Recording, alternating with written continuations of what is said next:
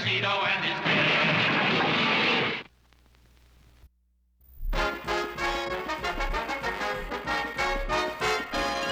In the Megapolis Zoo, the quiet of a beautiful day was soon to be ruined for Stanley Livingston. Mr. Livingston, hurry! What is it, Flunky?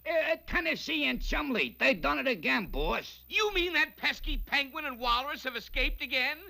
Call Sergeant Badge. Start searching the city. Did they leave any clue as to where they were going? Not a thing, boss. But Flunky had failed to notice the headlines on the newspaper Tennessee and Chumley had been reading. Circus comes to town. This is our chance for adventure and excitement. We'll get jobs with the circus and see the world. Gee, yeah, Tennessee, I like the circus.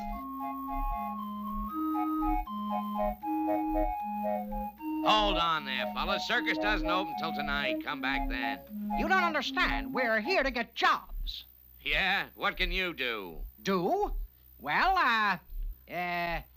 we're trapeze artists. Yes, that's it. Trapeze artists. A penguin and a walrus on the trapeze. Sounds good. Let's see what you can do. But gee, Tennessee, we don't know anything about trapezes. Nothing to it, Chumley. I've watched performers on TV. You just do like I do. Yikes! Don't worry, Tennessee, I'll get you.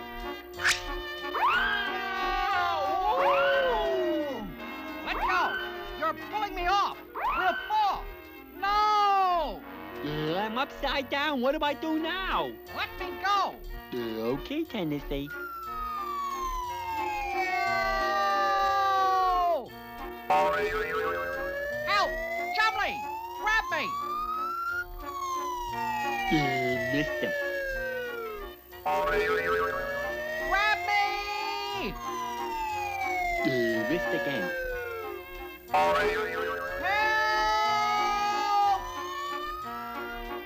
Gotcha. I got you, Tennessee. But how do we get off? Swing harder. I can't reach the platform. My feet are slipping, Tennessee. I can't hold on much longer. Hang on. I can't. I'm slipping.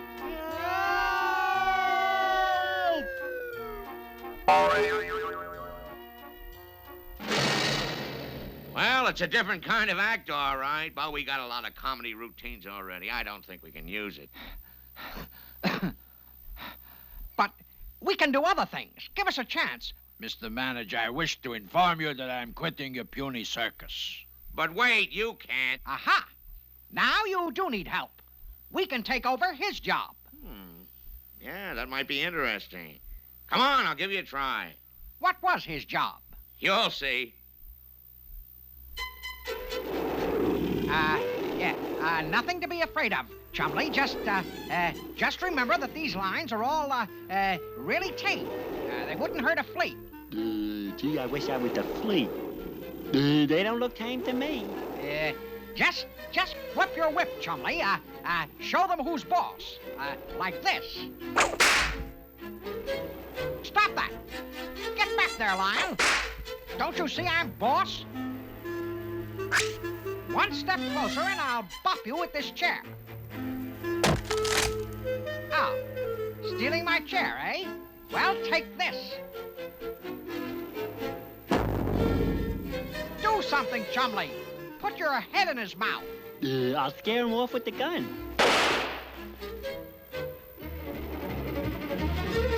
Stop the lion! Open the Let gate! us out! Open the gate! Let us out! Well, boys, lion tame as you aren't. But we'll do anything to stay with the circus. Well, I feel kind of sorry for you. And there is one possibility. Do you think you can run the Calliope? Run the Calliope?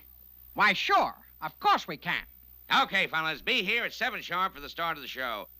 Gee, Tennessee, what is a I don't know, Chumley, but we're going to see Mr. Whoopi.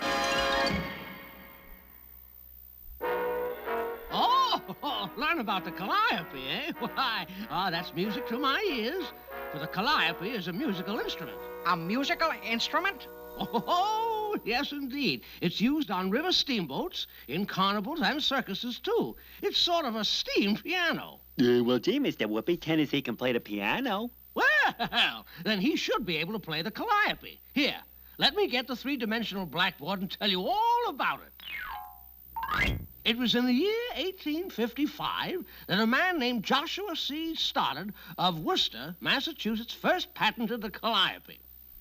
As Mr. Stoddard finally worked it out, the calliope was a series of 32 whistles which were played by steam. You mean steam, like with a steam engine on a locomotive? Oh, yes. At one end of the calliope, there is a boiler and a smokestack. When steam is built up here, this knob is turned, and the steam passes into a long horseshoe-shaped pipe, on top of which are all of the whistles. But, gee, where does the piano part come in? Simple, my boy. At the other side of the horseshoe-shaped pipe, there's a keyboard with brass keys to withstand the heat of the steam. And I have to play those brass keys to make the calliope play, right? Exactly. Each of the keys is connected to a rod. So when the key is pressed down, the rod moves, and at the other end, it opens one of the whistles. This causes steam to rush into the whistle. And whoopee! A musical note is heard. But don't all the notes sound just alike? Not at all, my boy. Each of the whistles, just like the pipes of an organ, is a different size, from very short and thin, which makes a high-pitched note, up to a very long and big round whistle, which makes a low-pitched note. I get it now. Thanks a million, Mr. Whoopi. You're the greatest. Be careful, boys. If you use too much steam, that brass keyboard gets awfully hot. And so at 7 o'clock that night, Okay, Chumley, turn on the steam. I'm ready to play. and out in the center ring, the circus began. All the performers doing their acts right in time with the calliope music. But then, Chumley! The keyboard's getting too hot. There's too much steam. What's that? I said I'm burning my fingers. Turn down the steam. Gee, Tennessee, the knob came off. What can I do? this was a catastrophe. For as the keyboard grew hotter and hotter, Tennessee began playing faster and faster to keep his fingers from burning. And as the music went faster, the performers struggled to keep in time with the music. Trapeze artists zoomed wildly through the air. Bareback riders were whirling so fast they began to get dizzy. Tightrope walkers were running so rapidly they almost fell. And still Tennessee played faster as the steam grew hotter. Stop the steam! I can't, Tennessee, I can't. Yeah, I beg your pardon, Mr. Manager, but have you by any chance seen the penguin and the walrus? Well, of course I've seen them. They're playing my calliope, and they're ruining my circus. And when they stop playing, I'm going to break their necks.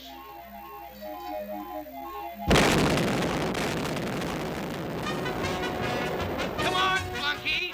They're heading in the direction of the zoo. Well, Chumley, it looks like we got to be acrobats after all. Yeah, but I think we're in for a downfall.